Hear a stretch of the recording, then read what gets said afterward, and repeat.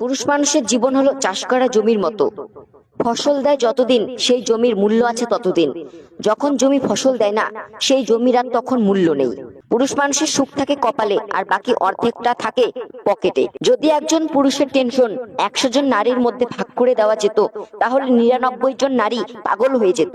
এটা বাস্তব কথা। পৃথিবীতে সবচেয়ে ব্যবহৃত এবং অবহেলিত মানুষ হলো পুরুষ।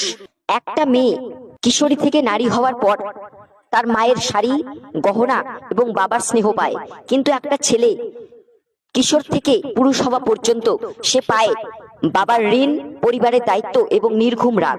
পুরুষ বিয়ের আগে বাঁচে মা বাবার স্বপ্ন পূরণের জন্য এবং বিয়ের পর বাঁচে বউ বাচ্চার স্বপ্ন পূরণের জন্য। পুরুষ মানুষ কখনো নিজের জন্য বাঁচে না, তবুও দিনের শেষে তাকে শুনতে হয় যে আমার জন্য কি করেছো। একজন পুরুষকে যদি পরিবারে সাপোর্ট করার মতন কেউ না থাকে, তাহলে আপনি বুঝবেন যে এই পৃথিবীতে মাথা উঁচু করে বাঁচার সংগ্রামটা কত কঠিন।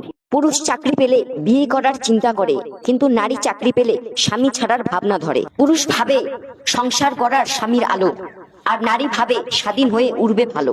একজন পুরুষ অনেক উপরে উঠতে পারে শুধুমাত্র দুটি মানুষের কারণে। এক হলো তার মায়ের আশীর্বাদে এবং তার আদর্শবান স্ত্রীর সহযোগিতায়। একজন পুরুষ যদি তার জীবনের পুরো গল্পটা বলে, তাহলে আপনি ভাববেন যে এত কিছুর পরেও সে প্রতিদিন কিভাবে হাসে।